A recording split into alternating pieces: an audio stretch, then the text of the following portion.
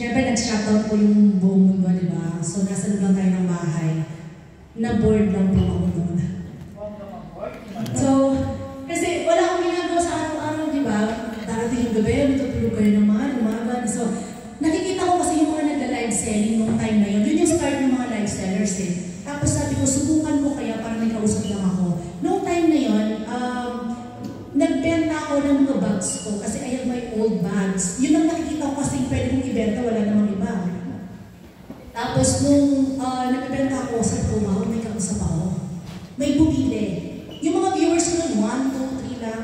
Tapos hanggang sabi ko, ano kaya pwede kong ibenta na mabilis lang ipaship? Kasi yung bag is very malaki.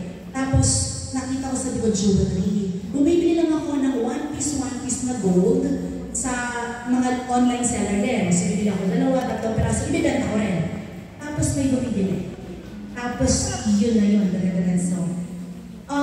Meron lang din isang tao na, actually yung iba, hindi man naniniwala sa kwento ko na to eh. Parang ano daw, imposible kwento. Pero totoo talaga to. Habang nag-live selling ako doon, may isang supplier na kumontak sa akin. Sabi niya, I will send you 1 box ng jewelry. Ibenta mo. Tapos sabi ko, sino ba naman to? Eh, di naman kami magkakilala. So nag-list lang ako. Sabi ko, sige, it's okay. Hindi ko naman problema kung totoo ba to or hindi eh. Binigyan ko naman yung address ko. Sabi nga ng asawa ko, bakit nagbibigay ng address? Kasi baka rin naman there's so many scammers outside. Tapos after 1 week, may dumating sa akin isang box.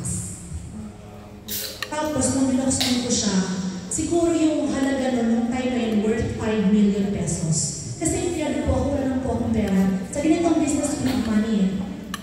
Tapos, chinat ko siya, sabi ko sa'yo ba to? Yes, sabi, that's from me. Sabi ko, sige, ibebenta ko. Tapos, binibenta ko yung salay.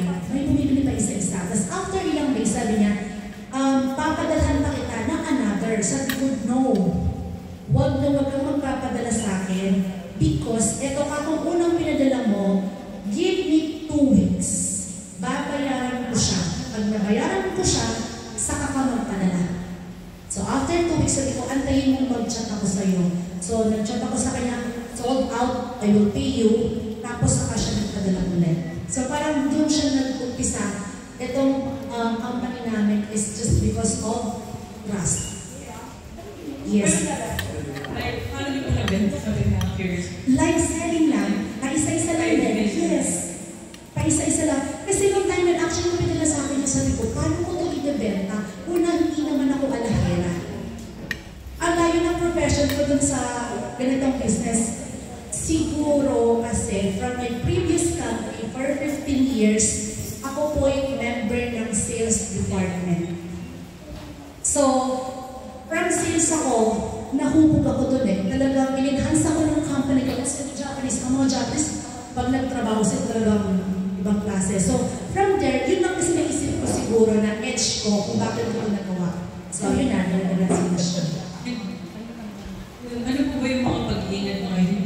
Paano kayo hindi natakot na hindi kilala yung mga pinagbibentahan o yung padala ng alahas? Ngayon na mas established na, ano po yung mga precautionary measures? What do you mean po? Sa security, paano naman sisiguro na maiwasan yung mga scammers, bogus supplier? Actually po, nung nandito na kami sa online business, scammer, bogus buyers is more money. Sa bogus buyer naman po, hindi naman talaga kami, marami talaga. Kasi I'm doing live selling eh. So, sa live selling ko, maraming nagmamine, hindi naman nagbabayad. It's okay, it's normal. May mga tao kasi gusto manood. Pero, wala naman silang makaano sa amin kasi we will not ship those jewelries hanggat hindi siya full. And then, kami naman dito, lahat talaga, dinadeclared, nakadeclared value kasi hindi nila. Nakilala niyo na po ba yung person? Ay, yeah. Yan, sa ngayon, he's one of my factory supplier hanggang ngayon. Kasi nagkakwentuhan kami na parang mag-meeting kami, nakakwentuhan na lang namin na kung paano kami nag-umpisa, kung paano kami nagkakilala. Kung hindi kinatakot mo, pinadalan kayo mga kapit. No idea ka eh kung sino to. Yes. Siguro ako po kasi yung tao, risk taker. Ever since, alam ko po yung ugali ko na yun, no matter what, accept ko yan. binigay sa akin opportunity. Okay, next po, si Nikki Wang ng Manila Anda. Good evening, Charo. Hi, sir. So, parang kung pakinggan yung kwento mo, sabi mo parang unbelievable. Yes. Ang dali lang para sa inyo na i-pull yung places na to. Pero gusto ko lang malaman, ano po ba yung major challenges na na-encounter nyo bago kayo nakarating po sa area na yan? Ang dami po. Una, yung customer mismo. Kasi, ito po kasi, nung nag-umpisa ko nito, nakikita ko po kasi sa market sa Philippines, even sa ibang bansa, pag sinabi pong diamond, wait, parang yung mga babae, laging may kamay, ay, ayoko yan, mahal yan. Hindi nila uunahin yun eh. Ngayon, isa part ng mission and vision natin dito, I'm always telling all my employees is that I want natural diamond to be affordable and then can be reached by every Filipina. Hanggang ngayon, pinapanigan po namin yan.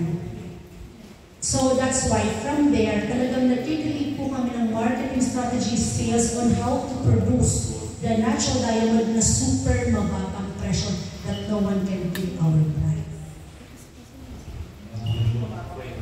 So, ano po yung pinakamabawang presyo? Parang, yun nga po, siyempre secret niya yan.